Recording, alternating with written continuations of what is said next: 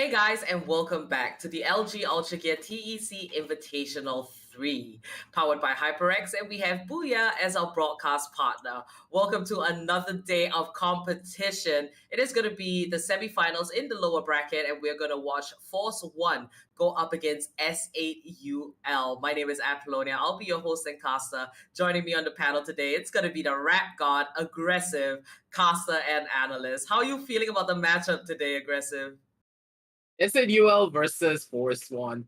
This is a matchup that we've been expecting for a really long time. Both of the teams, new organization, but still the same old players. They're going to be duking it out hard against one another. But let's go to the map video screen and see where we are going to be headed. But honestly, Apple, the one thing that we do need to talk about is the recent patch and all the buffs to Euro, Viper, and also Killjoy. All right, so before we get into that, the three maps that will be up today, map 1, it will be split. Map 2, Haven, and map 3, Ascent. Now, this combination of these three maps, it's very popular here in the competitive scene. So, these three are definitely the go-to. Bind and Icebox, not so much. We did have the privilege of seeing Icebox yesterday, but hey, map 1's going to be split. And SAUL, Force One, this is their last chance to stay in the competition. They are in the lower bracket. They have been knocked down from the upper bracket. So a lot is going to be on the line for both these teams. So now let's just look at the map of split in particular. Here, I'm going to be talking about the Viper a lot. I'm going to become the CA for today for all of you. I'm a Viper fanatic now. I don't give a damn about what people say. Viper is probably one of the best characters in the entire game. After the recent changes, now that a toxin, actually, whenever you touch the toxin, it will hit you for a 50 HP penalty. Doesn't matter if you hit it barely for a bare millisecond or if you're pushing through it. You're going to be instantly affected by 50 points of health, and it's just gone. You don't have armor when you push through that. And with Viper, you can completely block off not only one singular sideline, but two other sidelines if you use the wall properly with the lineups and with that smoke as well, having the recent buffs to it, where you can pick it up over longer ranges and also keep it up even after you die for an additional 2 seconds or until your toxins run out. Viper as a character is no longer a controller. She became a pseudo sentinel, and now with an Omen, let's say if you have a secondary controller, let's say a Brimstone or an Omen, the Viper can just single-handedly hold down an entire side and no one is going to be pushing it. Previously, before, Viper had to try and communicate with her team that, hey, I'm putting down my wall, I'm putting up my smokes, but now they don't even need to do that because if the enemy is pushed in through that smoke, it's all but over, and you have that second controller to hold down the smoke angle, so you can play a little bit more selfishly with that Viper, allowing for a lot more potential when it comes down to diverse play styles. But now in this matchup, I do believe both of the teams, they're probably going to be going for a lot more comfort in comparison to the recent changes. So both of the teams, they have that breach, they have the Killjoy, they have that Cypher, similar composition. So let's see where we're going to be headed on the map. Indeed, the only differing factor between between both teams' composition is that Sentinel. But here we can see the players on cam. They are game ready. It's all or nothing. If they don't win this best of 3 today, they are officially out of the TEC Invitational Season 3. Now, starting out on the defensive side, it is going to be S8UL. And on the attacking side, Force 1. Now, we're going to see RVK from the side of Force 1. He's going to be on that Cypher, and as well as Edit99. He's going to pick up that Killjoy. And, Big's going to be on his signature Raze. Strix on that Jet, not Fox on the Breach, and Easy on Omen. And as for Force 1, it's going to be Knight Rider on that Jet, the signature Jet. Let's see if he's going to bust out that Operator and show us what he's made of. Chivy on the Breach and Scarguard on the Omen, as well as Rafa picking up that Raze. So, almost exactly the same composition. The ideas between both teams, are definitely very close. Now, that Breach, Chivy, and not Fox, it is going to be up to them to kind of utilize that breach to set up all that opportunity for their team. Whether it is on the defensive side or the attacking side, that flash utility will come in very handy. Now, we do have a little bit of a pause. Not to worry, both teams just ensuring that everything is prim and proper, get everything set up, and we can continue with the action. Now, remember, this is the LG Ultragear TEC Invitational Season 3 that you are watching, powered by HyperX, and we have Booyah as our broadcast partner. Remember, if you want to play like the pros with a 144Hz 1MS gaming monitor, you can check them out from LG Ultragear. And you can also upgrade your gaming gear with the latest esports offerings from HyperX. Check out the links in the description. You're not going to regret it. Now, back into the game. Aggressive, I would like to ask you, looking at SAUL and Force One and their previous performances on all the different maps, how do you think it's going to fare here on Split?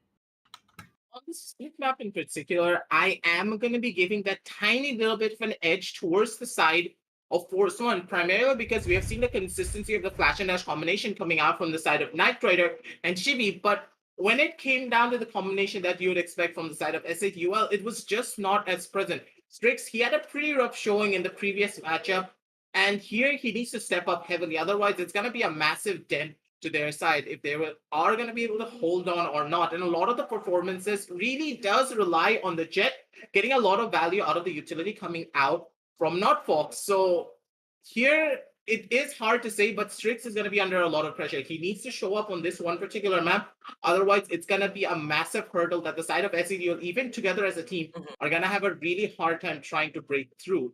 But coming out from the side of Force One, we know the consistency of Knight Rider. He is an absolute beast with the operator, and he is a beast with that rifle. And when he has Shivi on his side, it's absolutely impossible to stop that duo. All right, so it seems like the tech difficulties are still persisting, but not to worry, guys. We'll be back very shortly as soon as the action starts. Stay tuned. Okay. Apparently, my dad got stuck in the other room.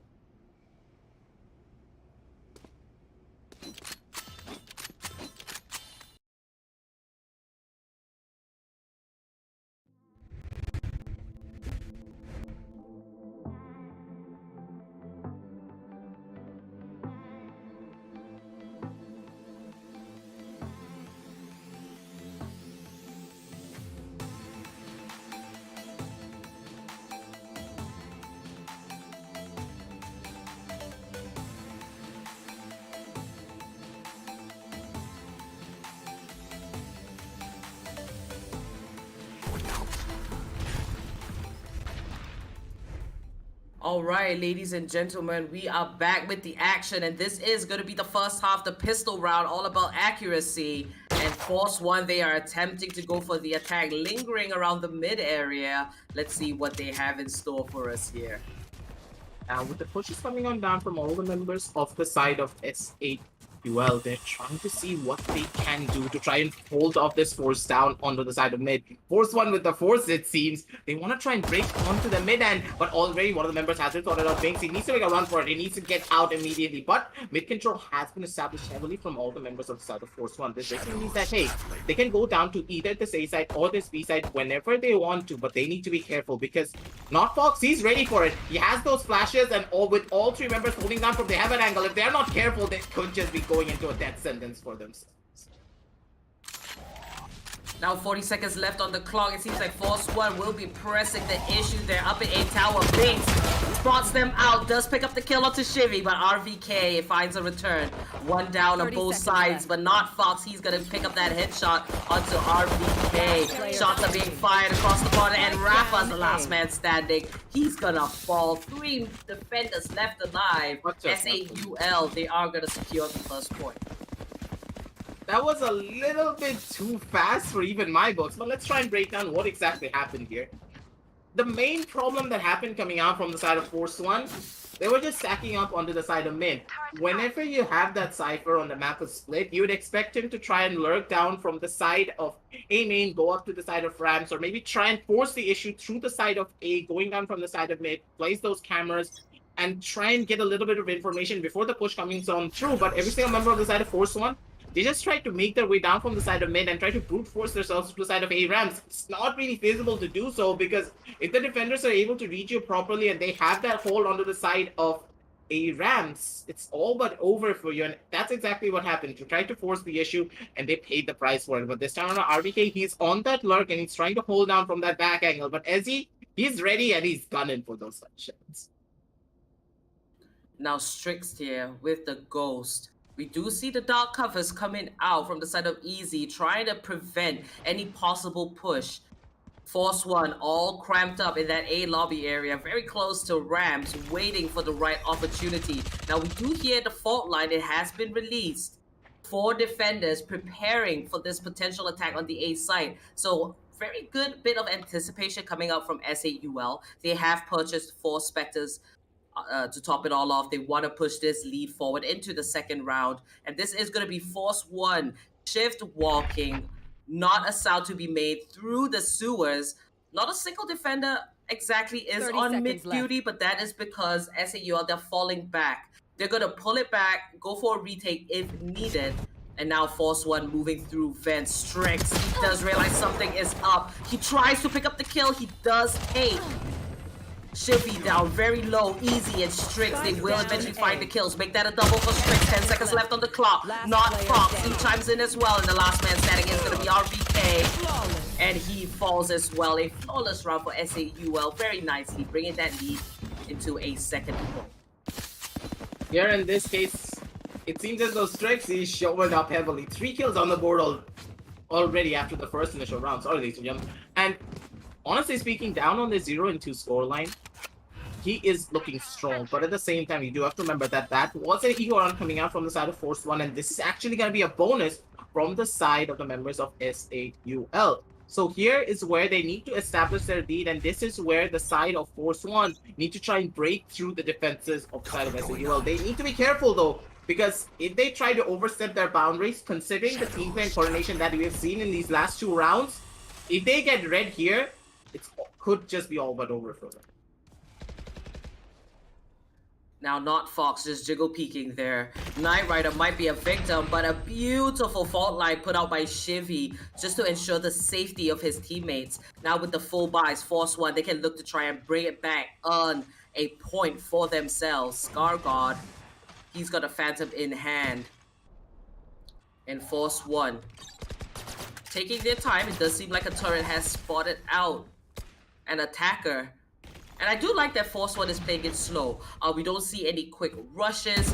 And if they do want to do that, they have to be sure that they pick the perfect time to be unpredictable. I would make that slow push, but here, none of the members are actually opting to go in for any sort of an aggressive play. But Rafa and Binks, these guys could be the first one to go in for the first initial contact. He's holding down from the angle of fence, and Binks, he knows that one person is holding down from their back end. But at the same time, all the members of the side of Force One, they want to make that push down towards that A side. The smokes are going to be coming out, the flashes as well. As he does get caught out by the paranoia, Strix does an aggressive dash of his own. As he doesn't know where to look at, but he knows exactly where Knight Rider is going to be holding Binks with one. Binks could just be getting another. As he on his sidelines, Binks, he does get that kill. Shots them down. 12 seconds left on the clock. There's not really a lot of time. One by one, the bodies are piling on. RVK! What are these shots, my man? Strix in the air, Binks gets shut down, grounded indeed. 3-0 on the scoreboard already, but honestly speaking, RBK, he had some disgusting shots in that. What a play there. SAUL, they're going to show their dominance right off the bat, achieving that 3 rounds. Here's a quick look at the instant replay. Binks picking up that double was massive for his team as well, and 10 seconds only left on the clock. RVK with the double was really good, but it wasn't quite enough. Now, Force One, I do believe they are forced into another eco. And this is definitely not the way you want to start off map 1. But hey, F1, they can take this back. But now with the Sheriffs, we do see RVK, Rafa, and Scar God. He's going to find the kill onto Edit 99. And now with the man advantage, this is going to be not Fox drumming a flash by Rafa. Oh my goodness, that was a nasty shot right in the head of Binks. Easy, next up in line. Attacker's gonna watch their back. He's just sneaking his way through. Picks up the kill onto Rafa, but he's dropped down to 5 HP. Now Easy, he gets taken out by Knight Rider, and this can't be it. Force One pulled off a thrifty round. What a round for Force One. That was the way way too close. What just happened? Rafa, he just didn't get one ding. He got a second ding. This guy's a 1D. God, imagine if he was in the close proximity of the Deagle still doing 150 damage, as he was dead. He would not have survived that. That RBK on the back end on that lurk, beautifully done. He understood that, hey, with so much noise being made down towards the side of B, I can make my way down from the side of A, made that push from the side of CD, and got an easy headshot down on the side of AZ, shutting him down. And with this, Thrifty round in their books, they're going to be the ones in the driver's seat. They understand that, hey, SNUL, they're loving to play a lot of their rounds defensively. So we can come out on top if we play a little bit slower for picks instead. They got the first initial pickoffs, and they were able to make beautiful use out of it as well. But at the same time, look at Strix. He has his operator, and he's gunning to get a couple of those kills. And here comes Biggs with the showstopper. He's going to pick up the kill on his clone Rafa. Now going for the spray. Knight Rider's going to come out on top. A 1-for-1 trade. Knight Rider shot down to 18 HP. Does have the Bladestorm to work with along with his buddy there. RVK that does have the Neural Theft. Very much prepared. Now Easy. Just on ramps lingering. Going to spot out Scar God. Tries to get a bit of damage off. Gonna let out that dark cover, just buy himself a little bit of time, go for that repositioning, and once again the challenge. Now Shivy, he has secured the plant, and Easy, he's gonna get hit by that fault line, not Fox. He's gonna wait patiently. Knight Rider picks up a kill, and that is a return from and not exactly the best time, letting out that flash, and he will get caught out by Scargod. The last man standing will be added 99. Just taking cover here in screens. He might go for the exit frags, but it seems like he will spot out Scargod and retreat back away into the defender side spawn for safety.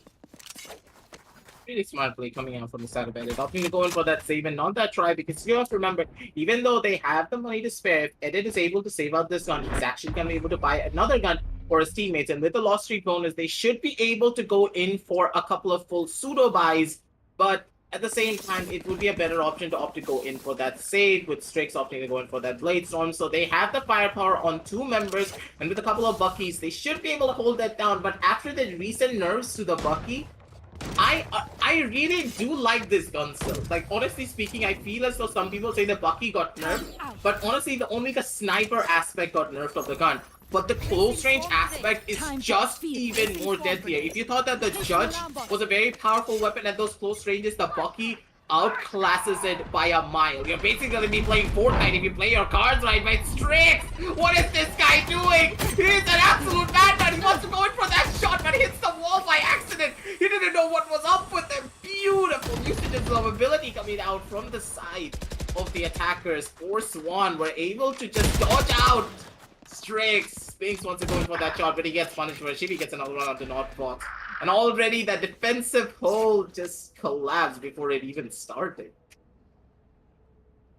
Now down to a 3v5. Force One, they still have 4 ultimates ready in their pocket. Added 9-9, going for the rotate, trailing behind Strix. And this is going to be Strix here with the classic. It was an eco half by round for the side of SAUL.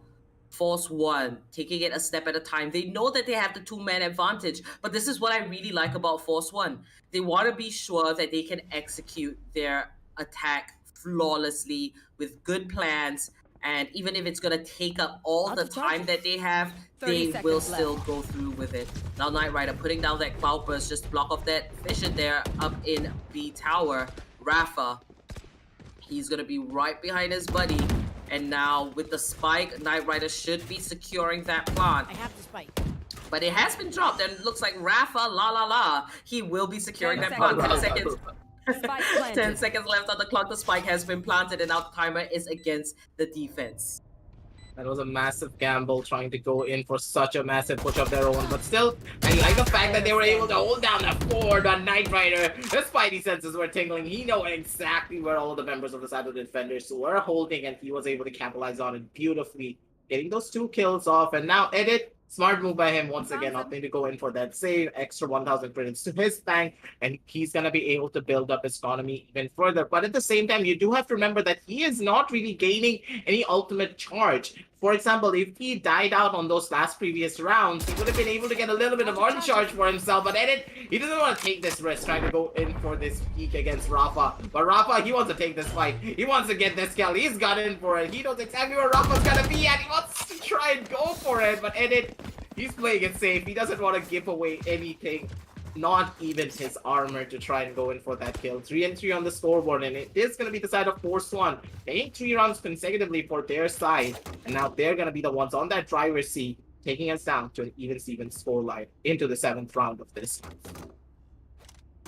All right, 3-3. It's gonna be a close game here today. Both teams fighting it out because it's down to the line.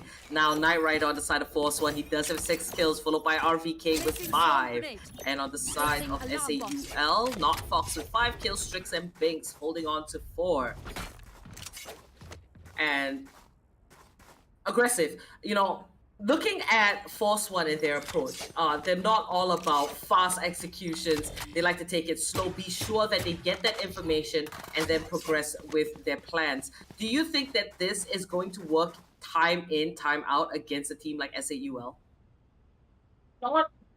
In my opinion, the way the Force One are executing down on a lot of these setups is because they're trying to meticulously plan out all of their attacks. And they're banking on the fact that, hey, probably SAUL are going to be playing it super aggressively and we can be the ones to get the first initial pickups because as they're pushing into us, we have the confidence to hold down our angles and be the ones to win out on our gunfights. But as you just stated, you cannot always rely on that because when you rely on picks, you sometimes can get caught off primarily because, hey, they have a breach on their team and if the flash and dash combination works out perfectly, you're going to lose a person and as soon as you lose that person, the flash and dash combination cannot work anymore because normally the breach combination requires all of your teammates to try and stay alive. At least the bare minimum of 1 member needs to push in with that jet, and when you don't have that extra bit of firepower, extra bit of manpower, sorry, you're gonna be in a pretty rough spot. So the fact that Force One are constantly going in for the same setup every single time will not be fruitful if the side of SAUL understand that, hey, if you play it defensively and if we play for the retake instead of the defensive hold or instead of going in for a push, we're going to be the ones to corral all the members outside of the side of Force One down into the side. We have all of our utility to go in for the retake. We can just execute down with the flashes. We can do our own flash and dash because you do have to remember, whenever you're going down to that post-plan scenario and the retake scenario, you as the defenders become the attackers, and whoever has the most utility when trying to go in for that retake or that post-plan will be the ones to win out. And in this case, SAUL, they need to try and go in for that. Otherwise, it could be detrimental for them. And now moving into this next round, it's going to be particularly dangerous for the side of SAUL. We see the economy here on the side of Force One. It is thriving, as well as the 4 ultimates ready. Scargod is 1 point away to be able to emerge from the shadows. So, you know, SAUL on their end, they got to hope that they are prepared. They know what to expect and try to bait out everything that Force One has in their arsenal before, you know, the heavy action gets down to it. They don't want Force One to be able to get that plant down and still have all those ultimates readily available to prevent them from pulling off that attack. Now, there. some of these members are trying to hold down the fort, but with this round getting started on out and no operator coming out from the side of Strix, this defensive hold is just gonna get even harder and harder. They do need to be careful though because Knight Rider from that back end could just get the first initial pick off onto Rafa, but Rafa's not up going for that feed. But Banksy throws out that grenade to try and stop any sort of an aggressive push that could be coming down from the side of a main. But Knight Rider, he's already there, he's already present, he could be the first one to get this kill. If Knight Rider wants to go in for that peek against the side of Biggs, he's thinking about it, he wants to go in for that swing, and with that reload, giving away so much information, they know for a fact that, hey, Biggs is holding down from the side of Aram, he's holding down from the right-hand angle, but Strix, he's gonna get caught off, he wants to go in for that dash, he wants to go in for that swing, the shots are not gonna be connecting though, instead it's gonna be Scargon being able to get the first initial pick off, RBK with another one onto the side of Essie's head, the smokes are coming, the paranoia is coming out, everything other than the kitchen sink is being thrown into the face of Biggs, ladies and gentlemen. 3-3 on the scoreboard, Spike but still planted. 2 versus 5 on the map. That is going to be a pretty rough showing if they want to go in for a retake for the side of SAUL. Force One, they entered that site just from watching each other's back. how Strix got knocked out, we saw 2 members on the side of Force One go for that challenge in mid, and then we see multiple usage of abilities in Cohesion just to get that pick off onto Rafa. This is Force One at their best, I would say. Now, Not Fox gonna drop that flash. It does blind Knight Rider. He's trying to go for the kill, but Knight Rider's gonna come out on top. A little unlucky there, and it left alive, all alone. Once again, just gonna be sitting around his alarm bots, nanobots, and we do see also chasing him, and it picks up a kill, and he's gonna use that wall to keep himself safe. Now that's gonna be a point advantage for the side of Force One. Now, I like the idea coming out from the side of SADUL, but at the same time, they're playing a little bit too spread out, and they're playing a lot of one-off angles. They're constantly trying to go in for a lot of these fights instead of respecting the side of Force One. And you do have to remember, hey, Force One, they're constantly getting us from the side of picks. Why are we trying to contest them every single time if they're able to win out on those fights? You need to just reel yourself back and understand that, hey, we as a team, we have a very strong defensive hold. Let's just play for that. Let Edit do what he does best. Play on that Killjoy while we give the support. Even if Edit dies, we have that Flash and Edge combination on our side. And if we're able to, and if Edit, is able to bait out a tiny little bit of utility from that breach, that's a lot when you consider the post-match situation becomes a lot more harder for the side of Force One. Should be opting to play for the retake and not trying to force the issue against the side of Force One, because you can already see, ladies and gentlemen, that the amount of times that they try to go in and take a lot of the fights, they are the ones to try lose out on a lot of their members. And from the side of Force One, they have all the advantages in the world trying to go in for a lot of those fights. But this time, once again, Force One, they're playing for the picks and they're playing for the map control. You know, if SAUL decides for one round they're gonna just be a little bit aggressive, they could make it work. And there it is, Strix. He manages to find the kill onto RVK. And that's gonna be a 1-for-1 trade, as Not Fox will fall as well. Now, down to this 4v4. We do see the spike being held by Shivy. He's gonna take it through Vent. Strix, he's gonna get that audio kill. That's 1 kill for him. And Shivy returns it. Now Shivy getting hit by that paint grenade tossed in by Binks. He is gonna pull out of it. There's only 10 seconds left on the clock. Another 1-for-1 trade. And now we do hear Rafa with the showstopper. He's looking for a victim. And there it is. It's not gonna pick up a kill onto Edit 99. Now Rafa, he finds Binks, and the spike has been planted in perfect time. The last man standing is gonna be Edit. He takes out Shivy, and it's down to both of them. Rafa comes out on top, securing the second round lead over the side of SAUL. Once again, it is the side of Force One playing for the picks. They got the pickups, and it was the side of SADUL trying to force the issue, and they paid the price for it. It's the same strat over and over again from the side of Force One, and they're playing it beautifully. And SADUL, they need to understand this. You have the information, you know exactly where they are. Just give up the map control, play for the retake. You have such a beautiful composition for the retake as well. And it's all there, but the execution is just not present. They need to adapt to the playstyle coming out from the side of Force One. Otherwise, it could be all but over for them if they are not careful. And you can say, why am I being so harsh on the side of SAUL? Because these players, they have the caliber to be one of the best in this entire region if they play their cards right. But singular strategies working against them over and over again, it's not something that you would expect coming out from them. And hopefully they understand this, and they're actually playing for the retake. Beautifully done from the side of Force One. It's gonna be Strix with the first initial pickup, and the bodies are gonna be piling on off 1 by 1. This could just be a thrifty if they play their cards right. Now Shivy, he's gonna find the kill onto Binks. The spike is taking Strix with the drive-by there, the classic. And Not Fox is gonna watch his back. Another trade down to a 3v2, and Scargod's gonna pick up 2 kills. Now that is gonna be a thrifty round for the side of defense. They do manage to defuse that spike. SAUL, they're trying to keep it together, and we only have a few more rounds left here in the first half. I'm gonna revel in the glory for the fact that as soon as I say it, it is gonna be the side of SNUL opting to play for the retake. Strix with a beautiful shot, catching one of the members off guard. Just slaps that dagger in their face, taking them out. And that drive-by, honestly, he just went beside the GTA style. He's like, oh, I got a right thing. I'm gonna be shooting it straight in your face and taking you out. Beautifully done from all the members of the side of SAD. They were able to get a lot of the advantages, but now, Force One, they understand that, hey, the pick-bait playstyle is not working. We're gonna be going in for a bad dash of our own. One by one, the bodies are piling on up. But it seems as though they're opting to fight for the site, and they paid the price for it once again, instead of opting to go in for a full retake with the side of Notfox using those flashes. All mistakes here and there constantly are causing a lot of issues for their side. Edit wants to go in for that shot, but he's not gonna be able to find it. And Notfox, he's on his own, so he wants to get a couple of the kills, and he's gonna be able to find it, but he turns around at the last second. He's gonna be able to get that trade off. 4 and 6 on the scoreboard already, ladies and gentlemen, and as we go into the 11th round of this. 6 points for the side of Force One. Knight Rider is absolutely on fire.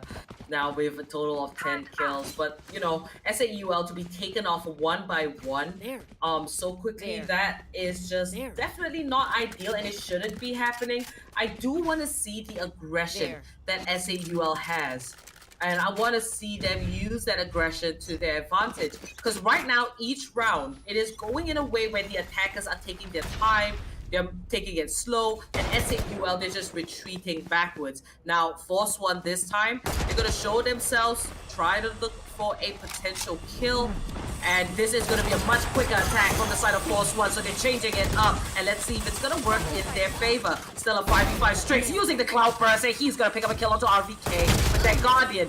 Not a second kill as Shivy takes him out. Now one man down. Make that 2. And that is going to be the last man standing easy. Picking up the Sheriff. Going for the shots. And Scargod's going to end it all. 7 rounds on the board for the side of Force One. Last round in the half. Force One, the way that they're just able to execute is clean, but at the same time, you can already see the strategies that they're employing. They're constantly switching it up. Sometimes they're going in for fast rushes, sometimes they're playing for the pigs, and as soon as the side of SAUL are able to adapt, Force One just throws them through a loop and just puts the Uno reverse card down at the table. They're like pretty much, hey, you want to go in for a slow pick-based playstyle, you want to play for the retake, we're going to be opting to go in for the rush, we're going to have the side control, and we're going to have enough utility to stop you before you can opt to go in for that retake. And here's where the real experience is coming down into the side of play. And for the side of SAUL, they need to be careful, because now on this round in particular, once again, the side of Force One, they're opting to play it so they're playing it systematically, because you do have to remember, Knight Rider, he has that operator, and he could just start entry-fragging with it if they're not careful. Now, this is going to be Knight Rider with the operator. Very deadly indeed. Now, Strix pushing the dark cover. And let's see if this is going to prove him useful. But Rafa's going to take him out.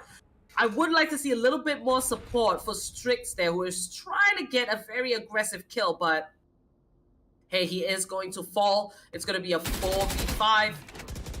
And this, I do believe, is the last round before the swap. So it's all or nothing. Knight Rider waiting very patiently to get a potential pick off. And here is the Rolling Thunder onto the B site. But that is just Shivy buying time. And now the defenders are rotating. But the attack is actually going to happen on the A site. Blinks, he finds a kill using the Showstopper. So it's down to a 4v4. But Knight Rider and Scargod, they're making their way onto the A site. And here is Knight Rider with the Blade Storm. He picks up Edit 99. And it's down to this 3v2 as Notfox takes out Knight Rider. And he's got his own Rolling Thunder. He wants to stop the plan, but a little bit too late, just a fraction of a second. And not Fox. He throws out the flash. I know exactly. And he's looking for the 3 attackers. They're looking for him, but they're not going to be able to find him. Beautiful joy from the side of Scargon. Scargon with 1, straight through that smoke, shutting down another as well as he pushes it straight through. Notfox gets caught off guard. They don't have anywhere to run. They don't have anywhere to go. And the strategy coming out from the side of Force One is just so incredible. They didn't commit only 1 ultimate towards the side of B. They committed 2, but at the same time, I kind of do feel bad for the side of Rafa. That was a little bit comical. Both of them threw out the rocket at each other. It was Rafa on that got the short end of the stick when he was trying to go in for that draw, because you do have to remember Rafa, he only had 70 HP, Biggs had 4, one of them shot out the rocket, and Biggs' rocket dealt enough damage to kill him. That's just a feels bad moment, but you know, it's a game of Valorant, anything can happen. But on this 4-8 scoreline, a very respectable end of the first half for the side of SAUL. They can come back from this, but a lot of the pressure does fall on this one particular pistol round. If they're able to win out this pistol, I do believe they can easily take this down to an 8-8, and the comeback could start from there. The second half, the pistol round. Now Night my Rider God. spraying, but he's not gonna get a kill. Shivy does, however, pick up Strix, but not Fox is quick to find a return kill. Rafa here with the wraparound. This could be huge if he could catch a couple of attackers off guard. Now ScarGod chiming in. RVK, he will pick up a double. And the last man standing on the side of SAUL is going to be easy. What a way to start the pistol round here. Forcing your issue on the side of A Heaven, understandable, but at the same time, you need beam in control. Without beam in control, if you want to go in for that push, it could be extremely deadly as he gets caught out by the spike cam, and they know his position. Rafa has his phone number, calls him up, and takes him back home. It's going to be 4-9 on the scoreboard already, ladies and gentlemen. And with this pistol round going in the favor of the side of Force 1, they're in the driver's seat. They have all of the advantages in the world to try and take a lot of these fights against the side of SAUL, but you do have to remember that SAUL, they are a deadly force whenever it comes down to their 50 rounds as well, because we have seen them pull off incredible rounds, but they need to be careful. If they're able to win out on this though, they can take us down to a 5-9, and the comeback could start from there. It's going to be a tall order, but if anyone can do it, it can be the side of SAUL. Now moving to the second round, we do see 5 Spectres for the side of Force 1. They don't want to miss a beat at all. Now it does seem like there are a few technical difficulties there for the side of SAUL. Pretty unfortunate, but Easy, Strix, and Binks, they're still gonna try their hand at it. RVK with the spy cam, a very good position, able to spot out any potential attackers. ScarGod with the jiggle peeking. Very Razor style, you know? One of the best jiggle kills of all time in the scene. Now, not Fox, unfortunately, he has disconnected along with his buddy, Edit 99. So this is going to be a 5 versus 3 round. Rafa, he does hear the flash. He takes out Big so quickly there. And ScarGod will find Strix as well. Hey, the Jigglypuff got a kill in the background. Jigglypuff 2.0, known as ScarGod, getting another kill of his own from the back end.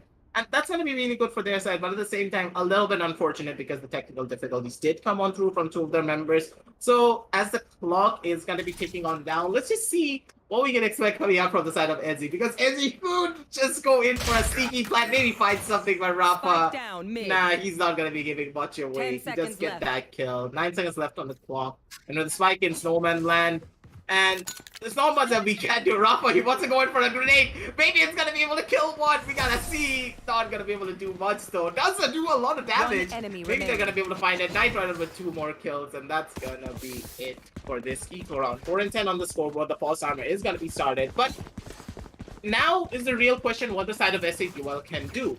Because with the buy round coming on through from them, they need to make their stand here. Normally, we always talk about them, people making their stands when they go down to that 11th round, but making the stand there is not possible for the side of SAUL because you do need to remember that, hey, if you give away the 11th round towards the side of your opponents and you lose out here, you're not going to have enough buys to fight for that 11th round. And if you opt to go in for that force buy, when the scoreline is 4-11, you're not going to have enough to fight for the overtime. So if they're able to win out on this, they're going to be not only going to be able to stabilize themselves and have a fighting chance, they're going to have the momentum in their favor to try and carry forward as many rounds as possible, get into the heads of Force 1, force them to second guess themselves and force them to adapt different strategies and make a lot more mistakes. Because honestly speaking, Valorant is a mental game. And whenever you get into the heads of your opponents, you're going to be the ones to come out on top on every single engagement. Indeed, and I will say that I am particularly pleased with Strix this time around. I mean, we can see that SAUL, they are struggling because, a 6-round lead that Force One has, that is dominance. You have to call it for what it is. But Strix here, he does have 10 kills at the top of the board together with Not Fox. And yesterday really wasn't a day for Strix. So it's really good to see that he's able to kind of pull himself out. But that's the thing. You need a team of people that are well-rounded. Sometimes, depending on the map, your members are not going to perform just as well as you do. So it's good to see that Strix and Not Fox, they have really stepped up. Now on the side of Force One, Knight Rider. He came back here to show us what he's made out of together with Scargod. And I think one thing about Scargod is that he's been flying a little bit under the radar. So we're just talking about individual performances wise, right? Scargod has steadily improved, in my opinion, over the course of the last couple of months. And the thing is, I don't think that most people realize, but Scargod as a controller, his setups are so key for the kind of slow pace that Force One plays. They go in very calculated. It's very Shivy style IGLing, And if Scargod is not there to assist him, I don't think Force One will be what they are right now. That is for sure. Like, normally we never really talk about what the controllers are doing. Normally we always think about controllers like right to ace on split, where he just clutches out around out of absolutely nowhere. 1 versus 5, he gets an ace. That's not what controllers are meant to do. Normally, controllers are people who have beautiful skills when it comes down to their paranoias and smokes. And honestly, Scargod, not once have I seen him miss out a paranoia where a player in his team does not get a kill. For example, let's just roll back a couple rounds when it was the attacking side of the side of Force One. Scargod was sitting inside of fence, and he threw out a paranoia straight into the face of Biggs, instantly catching him out, and that push came down from the side of Rams. Not only did it catch out Binks, it caught out another player holding down from the side of CT. So no one could come in to try and save Binks as he went in for that paranoia. This type of lineups and these type of setups coming out from Scargod is what makes him such a top-class controller. And the side of Force One, they are a deadly force, but at the same time, you do have to remember what SAUL brings down to the table. Izzy as a controller, my God, Apo, he is just a dangerous force. Doesn't matter if he has a gun in his hand or if he has a classic. He is gonna think your head off if you're not careful. Valorant is a game where we always focus so much on frags. We never really consider the utility that are coming out from a lot of these support players. And when you have players like Izzy and Scargod on your team, they're going to be the driving forces for you to take a lot of these wins. But at the same time, strategic aspects also are going to be coming into key. And hopefully, as this pause is going to be going on through, hopefully SAUL, they're going to be able to go back to the drawing board, take a deep breath, and understand that, hey, we need to make the stand here, and we need to make it here and now. Oh, right. And I really do like the fact that RVK has joined the crew with Force One. I think he is an excellent addition. And as for SAUL, we're just waiting for them to pick up because they're so talented. Now, guys, we are still in a little bit of a technical pause. Remember, we do want to ensure that everything is fair. We're going to give it a little bit of time, get the players ready to go. So we'll be back very shortly as soon as the action begins. Stay tuned.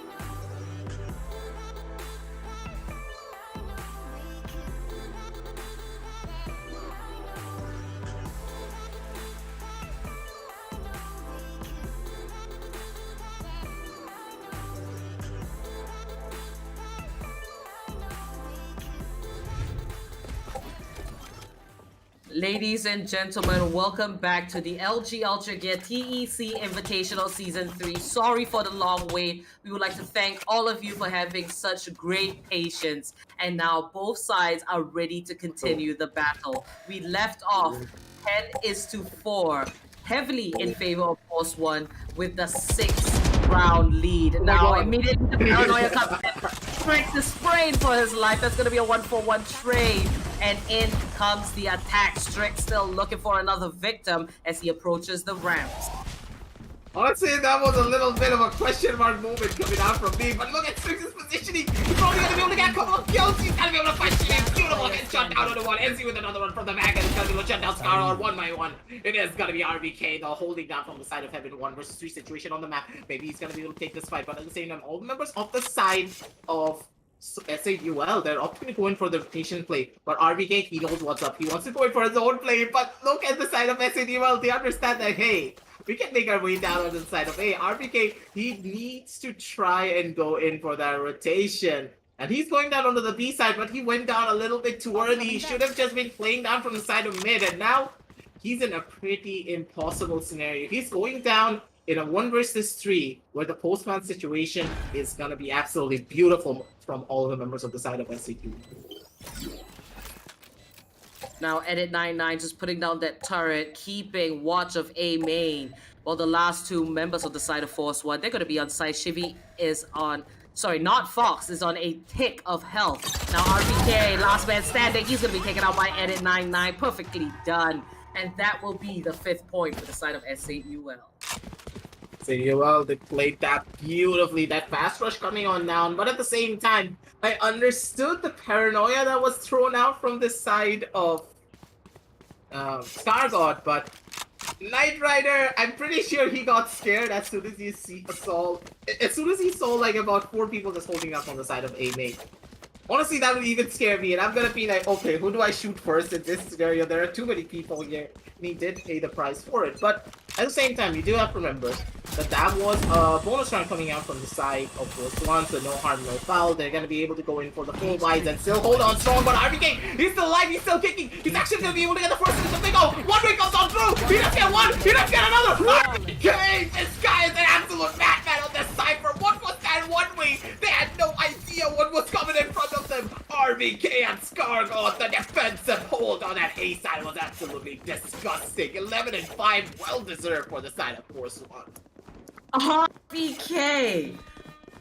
Talk about massive goosebumps. My skin is crawling. That was just nuts. Let's take a quick look at the instant replay. He's just standing there in a perfectly placed cyber cage right onto that wall. He can see the legs, and you know, from the perspective of SAUL, they can't see him. But RVK could see all of that beautiful triple kill. Oh my goodness. Now 11 points, Force 1. They're inching closer to securing map 1. Split for themselves here. And now SAUL trying to pick up the scrap. Strix here. He's going to whip out the Blade Storm. Goes in with a dash. RVK, he's holding it down this time. And he does spot out. RVK knows that he's in that little cubby over there, right in the corner. Now RVK, along with Shivy, going for the setup. This is the retake situation, as Not Fox will secure that front.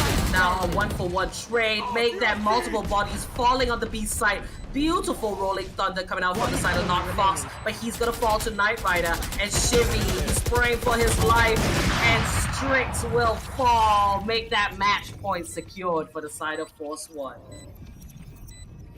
Push was really cool coming down from the side of SAUL, but when it came down to the postlines and map control, it was just not there. Too many members pushed their way down onto the side of side when there should have been only 3 members opting to go in for that push, take side control, and just dip out immediately as the spike plan was going on through. Notbox could have been in the prime spot to shut down multiple different players if he just played down from the side of B main. He had the rolling thunder, the postman would have been beautiful.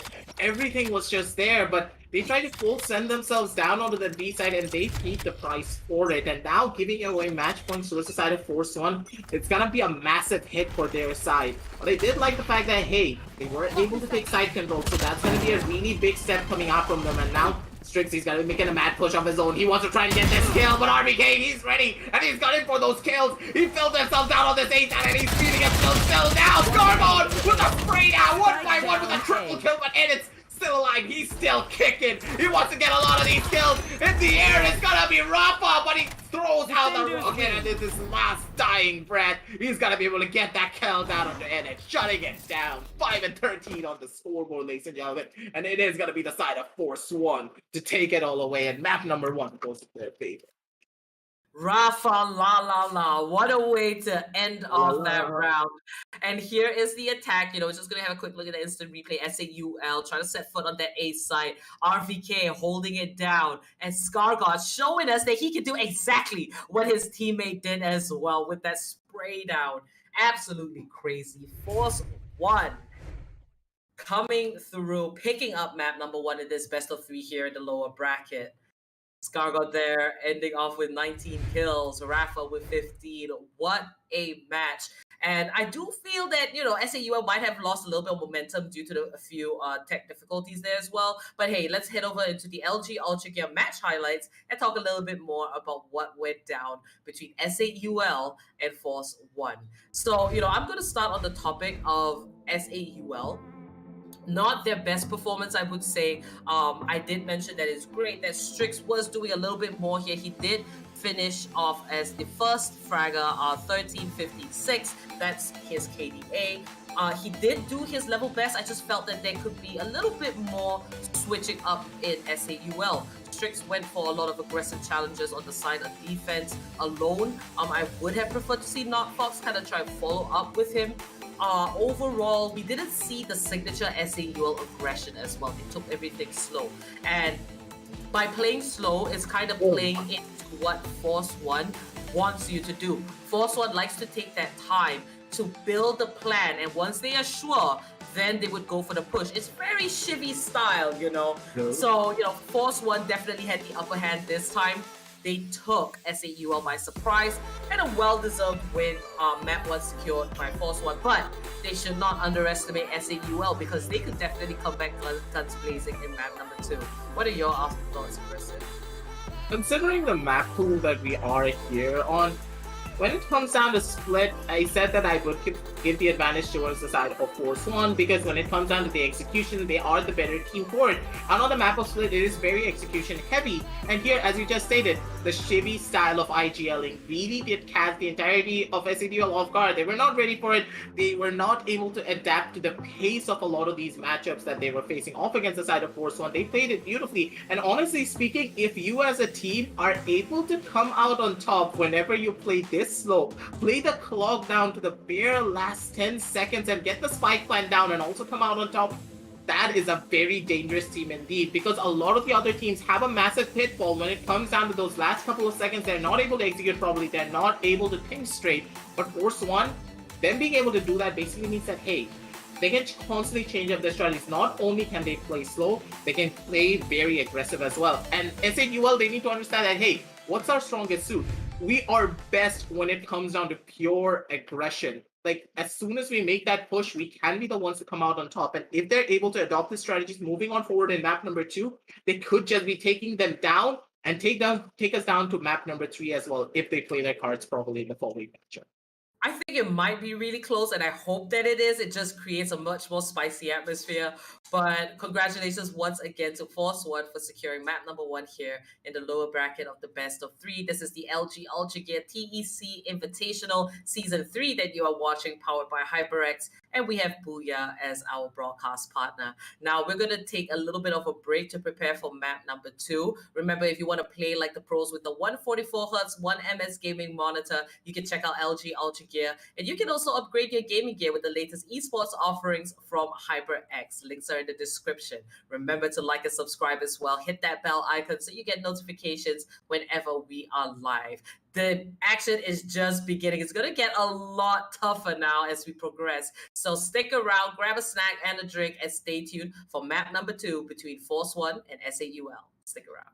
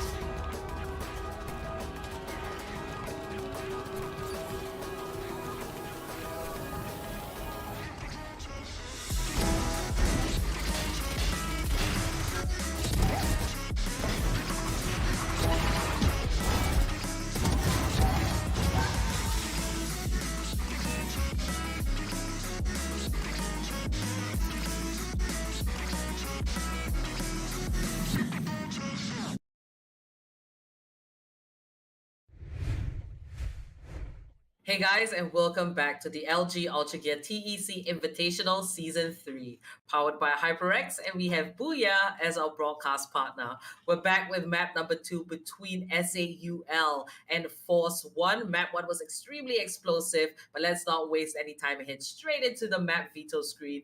Aggressive. Map 1 was a very dominant performance there by Force 1. They took it away from SAUL, and now we're going to approach map 2, which will be Haven. What are your thoughts right off the bat? When it comes to Haven, both of these teams, they have a really strong footing here. I'm not going to be giving any form of advantages over to either of them or trying to say that, hey, maybe Force 1 have a little bit more emphasis on this map because both of these teams, they have a really good history on this map in particular. But at the same time, the real question is going to lie, will Binks play the Raze once again on Haven? And that is where a lot of the emphasis will be put upon on how a lot of these fights are going to get picked up. Because if if Binks picks up that Raze, then it's going to be a little bit of a question mark for me of how SAUL are going to be approaching a lot of these fights. And they need to be careful. Otherwise, this map in particular, it could not work out in their favor. Now, Haven, a map with a lot of opportunity, usually what we call the attack favored map. It requires a significant amount of coordination. It is huge, and now we can see the agent picks locked in by Force 1. They are going to run that Cypher. Rafa on that Phoenix, that flash utility is very important here on this particular map. We're going to have Scar God on the signature Omen, Knight Rider, Shivy on that Jet and Sova. Now, on the other hand, it does seem like the composition is a little different. No flash utility for the side of SAUL. Binks will be on that Raze. And we all know how Binks is with Raze. He can, if he pops off, he pops off. It's going to be nuts. Binks.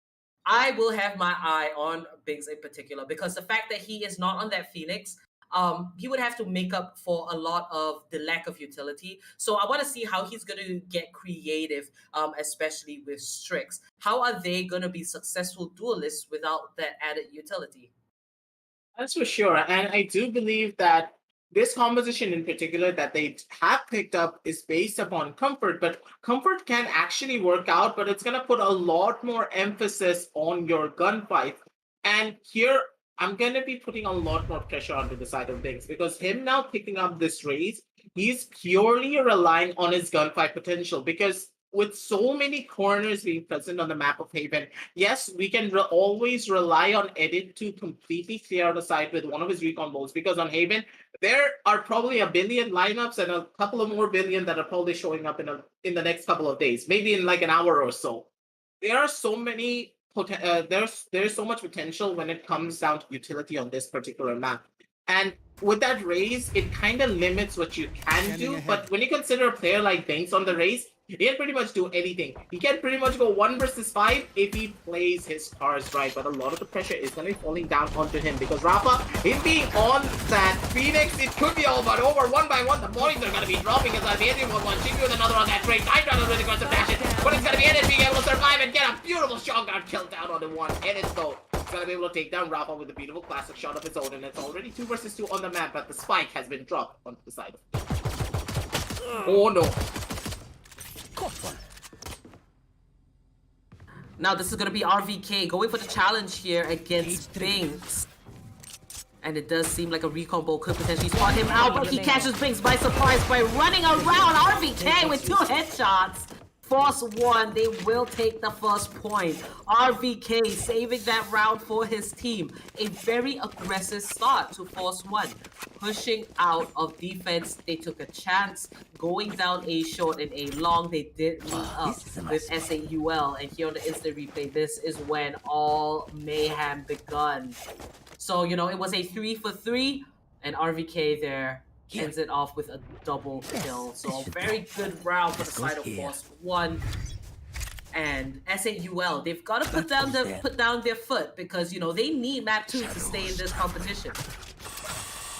Be careful though, because with this run going on down for their side, it puts a lot more pressure on this round in particular, and Scar God could be the one to go in for an aggressive push, but Binks He's ready for it. He's going to be holding it down aggressively down on his own. He wants to try and stop out any sort of an aggressive play that could be coming out from Bud. But smart play coming out from all the members of the side of Force One. They understand that, hey, we can play it for their retake because they push down from the side of C-Long. We have the better guns. We can just push ourselves down onto the side and we can be the ones to take proper control. But at the same time, they need to be careful because those classics at that range are super deadly when you have to go in for those right clicks and bigs. He's got it for it. He could be the one to go in for that kill. Right clicks galore, but from the back end, it is going to be started with another edit.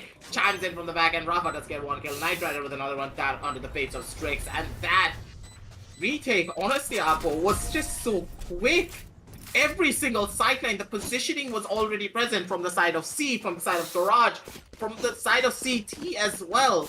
Like, they all just pushed in together. One person said go, and everyone peaked at the same time. And when you get pincered like that on an eco route, my oh my, Force One, they're a dangerous force. Indeed, just carrying over that lead. Not too bad for the side of SAUL. They did manage to get 2 pickoffs, but hey, this is where it really matters. Now, with the full buys, they have to try and retain as many guns as possible. So not only now in round 3 does SAUL have to fight to survive, they gotta take down all 5 defenders to secure their first point. Now this is going to be Shibby using the Owl Drone, but Binks here, he's setting foot on the C side, and here comes the preparation. The dark covers are being dropped. Binks, the entry fragger, he's looking for a defender to take down. Now RVK, he will take cover in Garage. And now as the rotations come in, the wraparound from the side of Force One, there's going to be a whole lot of shooting going on in the attacker side spawn here. Down at C-Long, Rafa, that running back keeps it safe. Scarguard, he's got a paranoia and it's beautiful. Picks up one. He's not going to be able to find a second because Edit 99 is just an absolute maniac before he goes down. Now Binks still left alive. 4 versus 2 situation. Binks will take down RVK. And now Knight Rider is the last man standing. He does have a dash to work with, but he might just back off. Let the spike go boom. There's not enough time. And he's going to look for an exit frag. Very sneaky by Knight Rider, but easy. He stays ready. First point for the side of SAUL.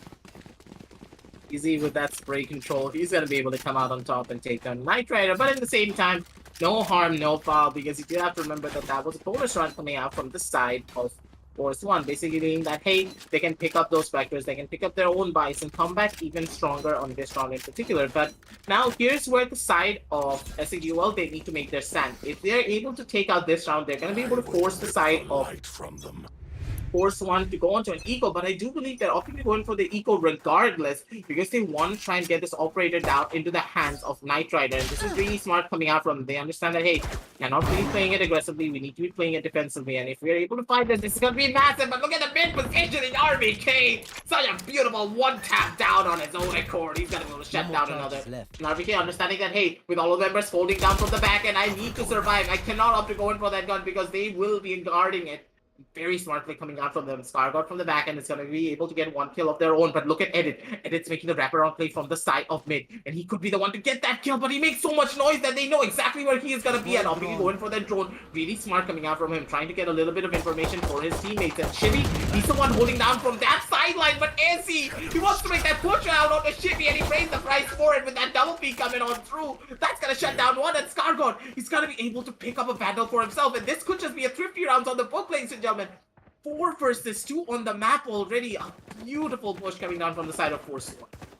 Not Fox and Edit 99. They're still determined to try and bring this one back for the side of SAUL. Now on the C side, they're looking for the plan, checking all angles, being sure that they're not surrounded by any defenders. Now as the spike has been planted, the timer is against the side of Force One. Trailing through mid, they're gonna approach the B side, and now Edit comes in with a 3K spray down, but Rafa finds the return. 25 HP and not Fox. He was ready. Edit 99. He just came online. He was not having any of it. No thrifty round, or thirsty round if you like to call it that. And that will be the second point for the side of SAUL. Now we've gotta have a look at it on the instant replay. Coming through B site, looking at the link. Edit, just a quick mow down, catching every member on the side of Force One by surprise. was so close. Like, he got 2 people on lineup. That is gonna be hurting as he does get caught off guard. But in that end, my oh my, Edit, he played that beautifully.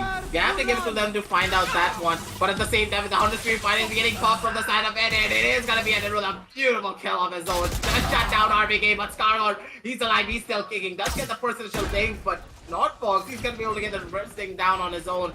Stargirl, he's down to 10 HP, but 2 members have already died out from the side of SAUL, and Knight Rider, he's on that flank. He wants to make this push down towards the side of C-Long, and he could just get the skill down onto Edit. But Edit, he needs to be careful. Maybe with Biggs, he's gonna be able to find one Edit. He wants to go in for that take, but he does pay the price for it. Biggs is gonna be able to get that trade, and it's now gonna be 3 versus 2 on the map. And with the recon still being present, and the position not really primed for a close fight, with that smoke, he's gonna be able to survive. He's gonna be able to get that kill, but it's Rampa. On that spike, he holds it down. Trust his teammate, and he's gonna be able to get that infuse of 3 and 2 on the scoreboard. And that post-plant spike plant position was a little bit questionable, don't you think so, Uncle? Rafa going for that defuse. Now Knight Rider there with the challenge. Binks, he really did show up there, just getting that return kill, because that backstep could have been a huge problem. Now we do watch ScarGod fall to Izzy, but Rafa sticking to his gut, going for that defuse, allowing Force One to now have the slight advantage over the side of SAUL. Now we're going to move into the next round, and let's see how these attackers are going to respond. Out from the shadows is going to be Easy. He does spot out a defender on the C side, but that's going to be RVK taking cover with the Cyber Cage. Binks, Easy in perfect time. Strix as well. And now all 4 attackers, they're going to try and secure the plant. This is SAUL putting their foot down, controlling the pace of the game. Now 4v3, the running back by Rafa does keep him safe. No armors to work with, however, but he does have 2 curveballs and a firewall up. On the other hand, Knight Rider with the Blade Storm, he's whipping it out, gonna come through Garage. But all attackers, they have retreated to C-Long. They don't want what has happened before, except that no Omen is around to dish out those dark covers. Now Rafa taking out the recon bolt. He's gonna raise that firewall, perfectly done. Dropping in a flash, trying to disorient everyone on the attacking side. The defuse isn't gonna go through. It seems like Force One's trying to be sneaky, but Strix and Edit 99, they will find the kills, and Knight Rider's gonna choose to pull out. Make that even Stevens on the score line. SAUL. They have truly come alive here on the map of Haven.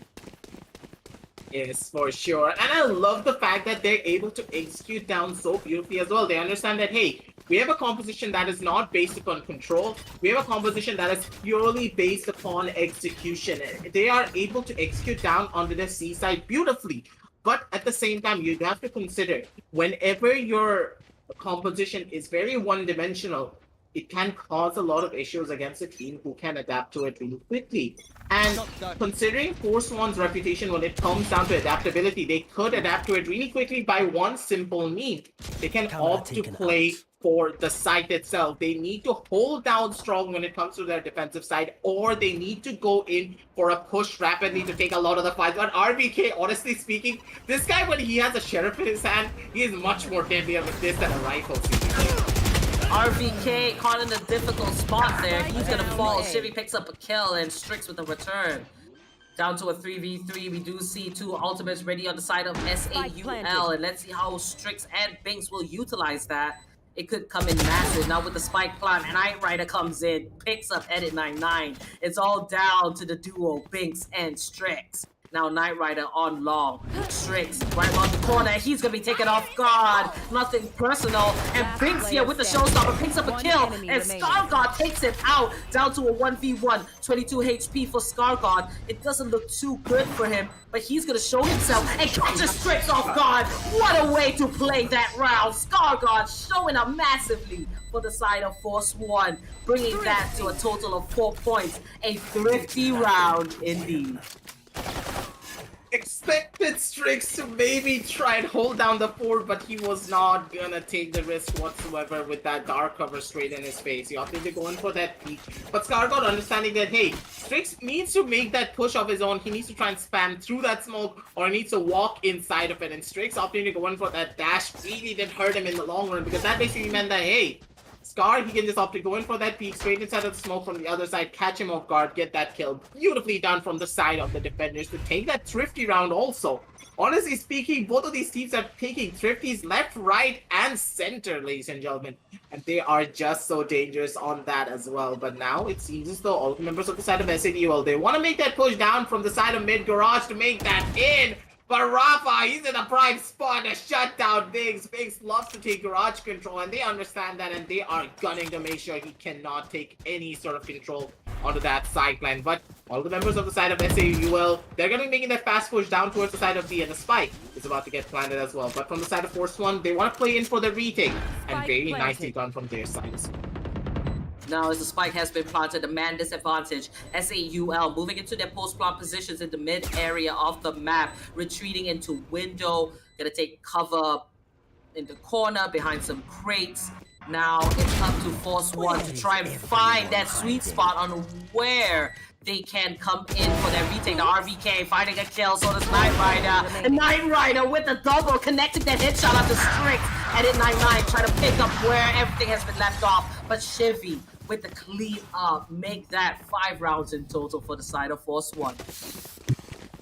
Shock darts are supreme. The shock dart rains on it into the face of Chevy, into the face of Edit as soon as Scargot goes down. Beautifully done from all the members of the side of Force One. But at the same time, Izzy, he did not need to go in for such a heavy push down onto the side of A main. Maybe he could have just held it down defensively, hold off the angle, because knowing RVK, he has to be playing down towards that A side, because that is where the Cypher is the most potent and most powerful, considering all of the setups that you can do while holding down from the side of Heaven.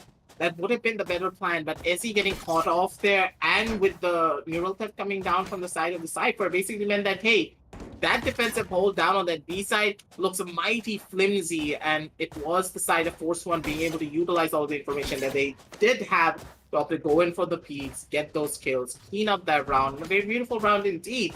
And now they're going to be the ones on that lead. They're going to be the ones at 5-3. And here is where the last buy round for the side of SAD will come on through. They have very broken buys on a lot of their members, and if they're able to work this one out, they're going to be the ones who have the momentum to carry it forward even further. But at the same time, with Knight Rider on that op, they're going to have a pretty rough time trying to get him off any form of an aim. Indeed, kicking off this map number 2, Edit 99 immediately with 11 kills on the board. And there is RVK on the side of Force One with 9. Edit 99 and RVK, both of them just leading the charge, fragging out of their mind. We have seen some insane kills here, but not Fox. He's gonna find a kill to Scargot. Shimmy popping that ultimate, trying to get one, but Rafa's gonna find a kill. Drops into Kerfog in perfect time. Make that a double, make that a triple. Not quite, because Izzy's gonna put him down in his grave. Now it's down to a 3v3 from the shadows. It merges Izzy onto the A side, securing that plant. Chivy realizing that the plant isn't gonna happen right here. Gonna go for that rotation. Now a beautiful neural theft dropped by Not Fox. 2 members left alive on the side of SAUL, and Knight Rider's gonna take out one. He knew that Not Fox was gonna be there, but the positional and map awareness coming down from the side of Force One is just absolutely outstanding. All the members understand that, hey, the pushes are going to be coming down towards that C side. Let's just stack down onto the side of C. Garage control cannot be established as easily, because without a flash, they cannot opt to go in for it. And Shimmy, his spider senses were tingling. He's like, Ezzy's probably behind me. Let me just swing on this angle. He swings and he finds Ezzy, takes him out almost immediately. 6-3 on the scoreboard, ladies and gentlemen. And here is where the problem of having a raise on Haven comes down into play. When you're on that attacking side, it becomes very one-dimensional the way you're opting to go in for a lot of the attacks. Because normally when you think about the A side, it requires a flash to try and take proper control of the side. With side is much more easier without a flash. It is mainly C and the B side.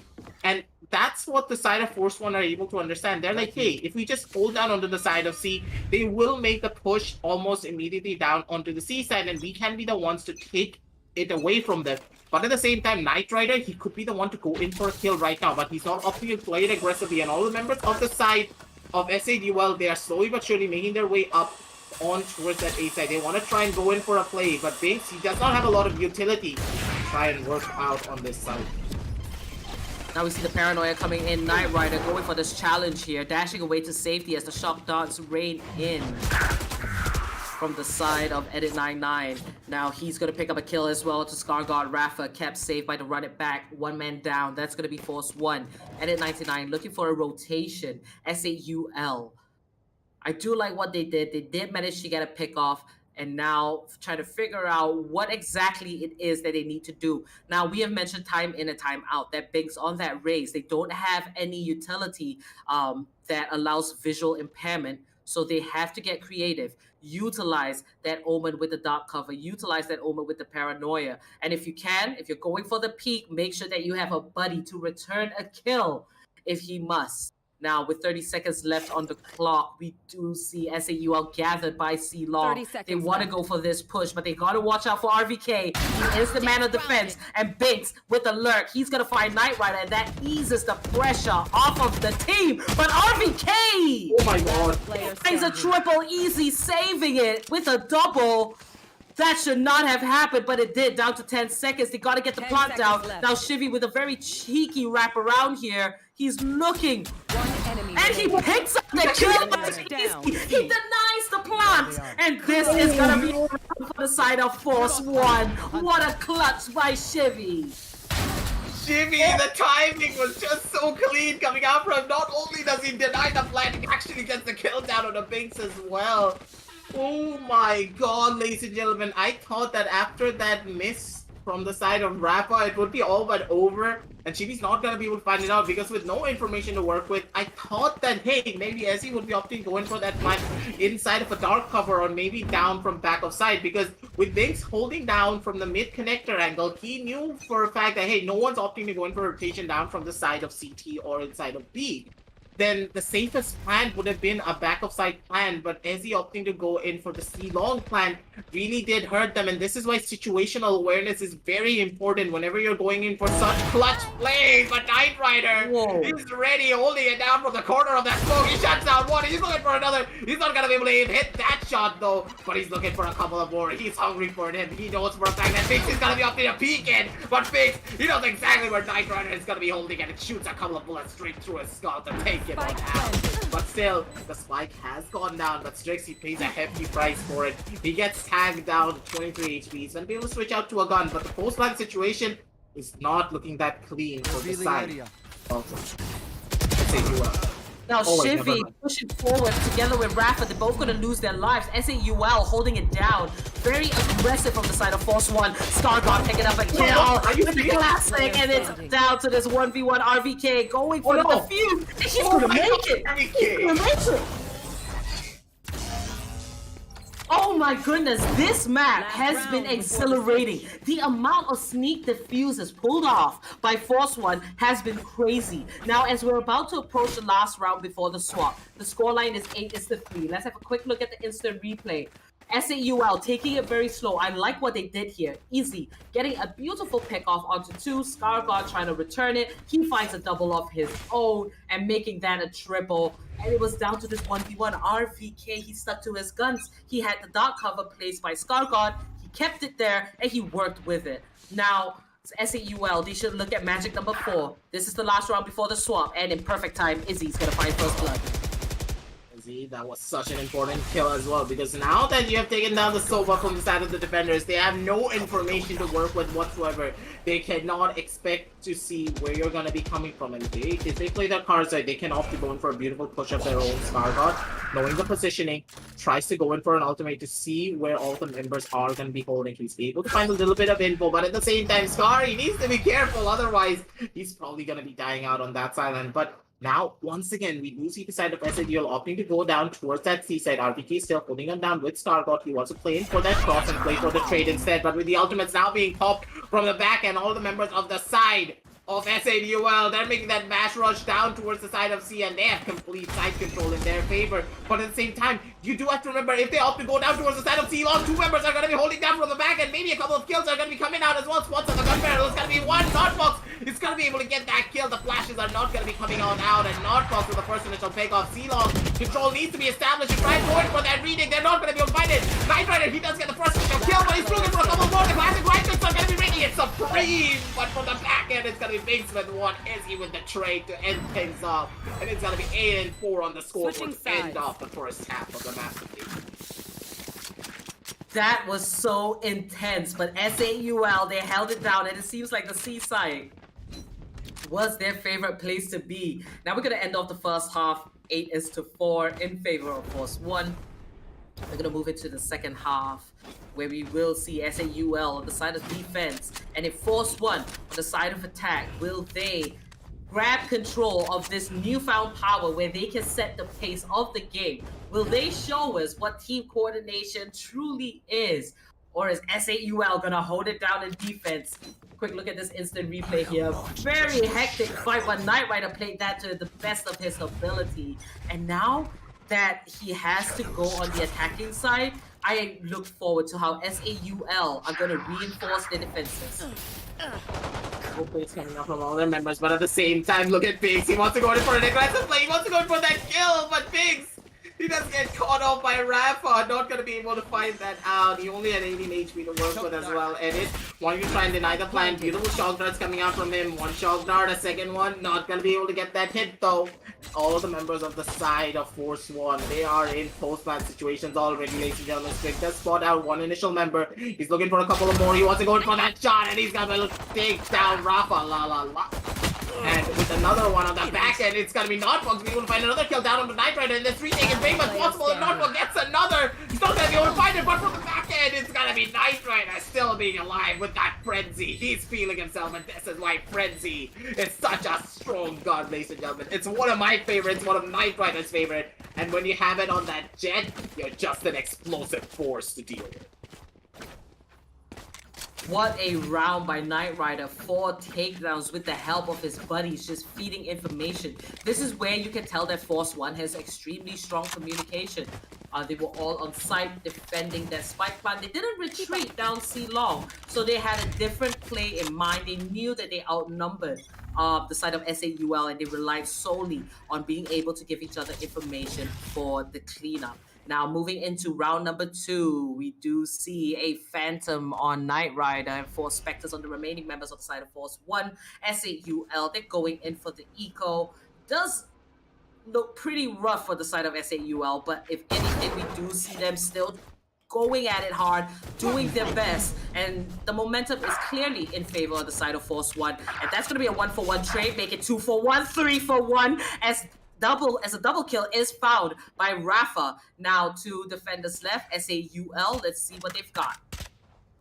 Look at Biggs. Biggs is trying to go in for a play with that Jordy. He's holding us down from the dark cover. Maybe he's gonna be able to find something, but the dark cover runs out before he can even make that push happen. But Biggs, what? Oh my Wait, goodness. what? He actually got a double kill with a grenade when he was inside of that smoke. Absolutely insane. Biggs is one of the only players that can do that, and he's the only player that can get away with a play like that. Absolutely insane. His raise is always a treat to watch, ladies and gentlemen. The main reason why he was able to get that kill, he threw out the grenade, understanding that, hey, if he throws out his boombot as well, they're going to be forced into the line of fire of that grenade. And he understanding that he was able to throw out that grenade and predict the movement coming out as well from his enemies. Beautifully done from that sideline, but at the same time, RBK, he just took a massive beating from all of the spam coming on down from the side of Garage on this round in particular. Still a 5v5 going on. Force 1, they're taking control of the second half. Now with the full buys, we would like to think that SAUL, they're going to be prepared. A little bit of anticipation from their end. 3 defenders much closer to the A side. And now the running back is going to be parked by Rafa as he sets foot onto the A side. But this is possibly to bamboozle the side of SAUL. Meanwhile, the attack is going down on the C side. Chivy, he does have the spike. He's going to try and get that spike plant secured. And the rest of SAUL just scrambling around. RBK catches easy off guard. He's down to 23 HP. And Chivy getting comfortable. He's going to secure that plant. Take flight. Biggs does get a kill from the back end onto the side of Rafa, and this is going to be massive for their side. If them being able to get this kill basically means that, hey, they're gonna be the ones on that driving seat because without that flash, it's gonna be hurting it a lot. Biggs understanding the positioning coming out from the side of Knight Rider. He's gonna go to punish him heavily for it, but at the same time, RVK 23 HP and a dream. He's still alive, he's still kicking, and he is hunting them all down. But from the back end, Scargod, he's gonna be throwing out the paranoia, trying to see what he can find. But Biggs is still alive, he's still kicking. He wants to go in for a couple of his own kills. Scargod's gonna be able to draw down that shot. Scargod's gonna be not missing that reverse peek onto the side of Biggs. He's gonna be able to shut him down. It's a 1 versus 2 situation. Edit. He's stuck between a rock and a hard place. The two places are not gonna be happy whatsoever. Scargod with that swing catches Edit when he has his bow out in his hand for a shock dart. 11-4 on the scoreboard. And that was a really good start for the side of the retake, but it all just broke apart when it came down to the last couple of seconds, it seems. 11 points on the board. Force 1 on the side of attack. It was a really close round as well. And, you know, progressively as we watch, you know, these rounds here in map 2, you can see that SAUL, they're getting a little bit closer, but it's still not quite enough. Force 1, they're so solid with their foundations, and now moving into the next round, if SAUL doesn't put their foot down right now, it's gonna be a cause of for trouble. Edit 99, he does have a ghost, 3 light armors for the side of SAUL to work with. It's gonna be a little tough, but they're gonna play this one slow, sticking to their defenses, pulling it back if needed. Now Knight Rider and Rafa lingering on C-Long. Does get dinked by Edit 99, who is an absolute maniac at this point, trying to take out their recon bolt. Still has the Owl Drone very much available, not Fox. Keeping watch at the A site. And this is Force 1, RVK, finding a killer to Izzy. There in the mid area, it spells for a little bit of trouble, but however, 1 down on each side, it's down to a 4v4. Side of the attackers, they did just only lose down on Knight Rider, so no harm, no foul, but seems as those tricks has been activated, ladies and gentlemen. He's gonna be able to get a kill down on the Rafa as well, and now it's gonna be the side of defenders with a man advantage with the Chocolate training on in from the back end. Beautiful trap wire coming out from the side of RBK. Sorry, no, from the side of Notfalls as well. He's gonna be able to get first initial pick up, but RBK, he's ready, and he is gunning for that kill. He understands how his fellow Cypher player is gonna be playing. With the shock darts coming on in soon enough, it's gonna be ended with the first initial kickoff. But Scargod, he's still alive, he's still kicking. He does get the first initial kill, but Binks on that lurk. He's gonna be able to find out one, but Scargod, he's still alive. He gets a beautiful headshot down on the side of Binks. 30 seconds left on the clock, not really a lot to work with, but still he has his ultimate, and he is gonna be going down towards that seaside. More than enough time to have to go in for that plant, and he's planting for it in the open, ladies and gentlemen. He can go anywhere right now. He can play down from the side of Garage, he can play down from the side of C-Long. Or he could be holding down from the side to catch the side of Edit off guard. He's probably not going to be ready for this. And then he's not going to be checking that corner, but Scargod, he misses the first initial shot, but he doesn't miss the spray. Scargod, he does get that kill. 12-4 on the scoreboard. A little bit dodgy, but at the very end, the result is what matters, ladies and gentlemen. 12-4 on the scoreboard and match point for the side of Force 1. This is what we're talking about, Scargod. He has steadily improved over the course of the last couple of months, and that is the second clutch by Scargod. So crucial, securing that match point there for his team. Just unbelievable. Down to 10 seconds, taking a little bit of cover, using that ultimate, that quick thinking. This is why Scargod is such a treat to watch. Now we're going to move into the next round. SAUL hanging by a thread. I'm not going to say anything is impossible, but an 8-round consecutive win is needed by the side of SAUL, and Knight Rider's going to be the first to fall. Make that a double kill for the side of Edit 99, and Shivy's going to take him out with the Hunter's Fury.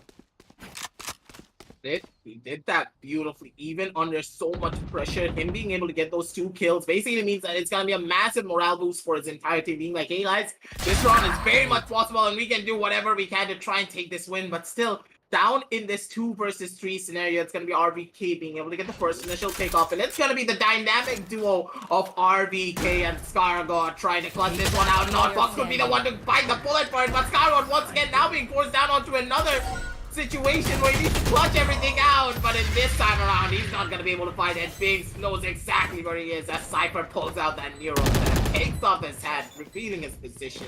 And that's going to be 12-5 on the scoreboard. And the side of SAUL, they still do have their tournament dreams alive down in this lower bracket. They need to keep on fighting hard though, because it's only the first step towards greatness to try and close out this map. They still have a lot more rounds to go to try and bring us down to that match overtime, to take us to map number 3.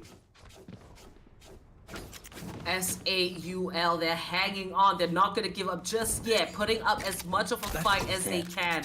Now we're going to have a quick look at the scoreboard. We do see Binks with 15 kills, Edit99 with 14, Strix and Izzy with 13, and Not Fox with 7. And on the side of Force One, Scargod coming up massive there with 18 kills, RVK with 17, Knight Rider 16. So, you know, on different maps, we do see different players driving. Scargod, however, looks pretty consistent there compared to map number 1. Now, in this next round, we see shots being fired in the mid area of the map. Meanwhile, RVK looking for an opening onto the A side, might meet up with his clone. In comes the Hunter's Fury from the side of Edit99. Not gonna get a pickup, but Binks does find Rafa.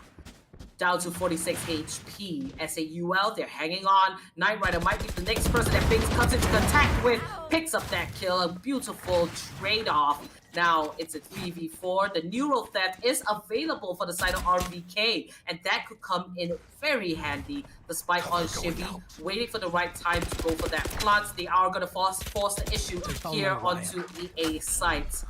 Blinding. Trying to hold down the fort. RVK did get spotted out by the camera, so he's gonna be in a pretty bad spot. Beautiful grenade coming down from the side of Binks, and Not Fox, he's just hitting shot after shot, kill after kill. Binks, he knows exactly where Shivy's gonna be holding, sends a rocket into the next dimension, just popping Shivy immediately. 12 and 6 on the scoreboard. And Binks with a 4K. Ladies and gentlemen, S8UL, with their backs against the wall, have been activated, and one by one, they're taking the rounds off the board off the side of Force One.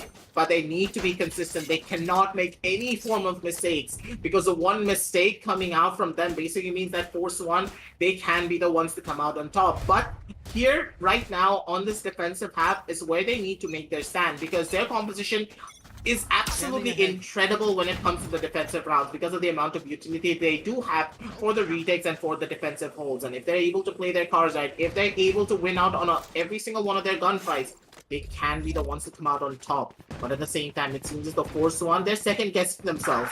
They're trying to go over to that A side, but RVK once again, such a massive player when he has that sheriff in his hand, takes his hat off, reveals all of the positions, and they know for a fact that the A side is absolutely empty, and they are gunning for it immediately. And RVK, look at his position. He wants to cut off the rotation, he wants to shut down a couple of more players off his own.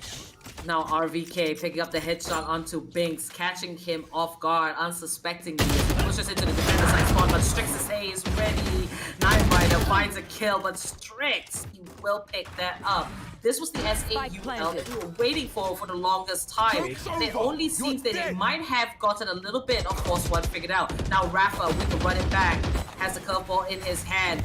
And that is actually going to be the hard head as he tosses it right up into the tower. Scargod finds the kill onto Izzy, and it might just all be over for the side of SAUL. The dark cover comes out, and Strix looking for a kill. He needs to go for the defuse as well. Scargod goes down, 19 HP. It's a 1 versus 2 situation. The curveball comes in, and Rafa with the Sheriff make that a thrifty round to end this series off. Best of 3. Force One, they're gonna come out on top and move over to the next stage of the competition. Force One, the way they played that around, I didn't expect it to end up on a thrifty, but RVK, when he has that sheriff in his hand, I don't know. Honestly, Abo, just tell me. Whenever he has that sheriff, if he gets that one kill, that round always goes in the side of Force One. Doesn't matter if it's up against any of the teams, not just against SAUL, he's just such a dangerous force. 19 kills for the side of RVK. I have to give it to him. That guy is going to be the MVP of this match. He just played so beautifully on that side. All right, let's head into the LG Ultragear match highlights and talk a little bit more about what went down in this best of 3. And, you know, this scoreboard is really interesting here. You can definitely say, well, in my opinion, you know, in map 2, it did feel like SAUL definitely picked up the pace just a little bit more. We saw more plans. We saw more attempts to kind of get the whole team trying to get on the same page to execute the plans. Now, SAUL, we can see that they're not as consistent as the side of Force One, so they're definitely going to lose out in that aspect. Now, Binks here with 19 kills. He's at the top of the board with the highest ACS. He tried. He played out of his mind, but it wasn't quite enough. And I think the difference was that Force One, were just more ready to combo their abilities. They had the patience, they had the discipline. They looked for the weak points of SAUL and they were ready to adapt and use that against them. So good on Force One here. Congratulations for moving on to the next stage of the tournament. Very unfortunate for the side of SAUL, but I look forward to seeing them in the future. What are your afterthoughts here, Aggressive? On this map in particular, you can already see why SAUL are such a dangerous team. Because when it all goes well, when they understand how they want to execute, when they're all on the same page, they're absolutely dangerous. Just look at the spray down coming on down from the side of Edit. When it comes down to the individual skill, these guys are unmatched almost, and all of them have the potential of being star players, but when it comes down to the team play and coordination, it's just not as present. They do have the same problems when it comes down to the composition basis. They need to try and expand the roles that they do play. Previously, always this composition was tried and true, tested by everyone. This is the composition that worked out everywhere. But as the meta has developed over time and with all of the changes coming through for Valorant, as a team, you need to start picking a lot more composition. Maybe imagine a situation where Binks, he had a Reyna instead of that Raze. It would have been completely different. Having that flash ready, you can easily make a lot of the pushes down on towards that A side, a lot more easier pushes down onto B, a lot more easier pushes down onto C, and you can allow your Sentinel to play a lot more freely. Like Notfox in these type of scenarios, because they had a Raze, was not able to go in for free lurks because they need that extra little bit of firepower when they are trying to push down into the side, because without that flash, there are a lot more angles that you need to clear in comparison to when you do have that flash, because the flasher can just dive on it, clear 2 angles at the same time, and then keep on pushing. But when you have that Raze, when they are rushing on down in, the people at the back need to clear the angles that the duelists were not able to clear as they were going in for their own plays. And here is where a lot of the execution plays, they did work out, but at the same time, it did not. Because on the map of Haven, that flash is just so important. Indeed, and I think that my true MVP is that it definitely has to be RVK from the side of Force One. He does have 8 first bloods. And we always talk about these Sentinels with insane aim and firepower because they're not relying on their abilities, right? RVK might just compete up there with the other ciphers here in the competition. He has definitely stolen the show. So, RVK, perfect fit to Force One. Congratulations once again for winning this series, and I look forward to seeing SAUL in the future in other competitions. Thank you guys for joining us in this match between SAUL and Force One. We hope you guys enjoyed it. Remember to like and subscribe, hit that bell icon, and we'll be back at about 8 p.m. with the second half, so we hope to see you guys there. Remember, if you want to play like the pros with a 144Hz 1MS gaming monitor, you can check out LG Ultragear, and if you want to upgrade your gaming gear with the latest esports offerings, we've got HyperX to keep you in check. Dude, check out the links in the description. Treat yourself because you're worth it. My name is Apollonia. I was your host and caster, and joining me, the rap god himself, Aggressive. Thank you so much for being here, caster and analyst. And until the second half, we hope you guys take care and happy gaming. Until then.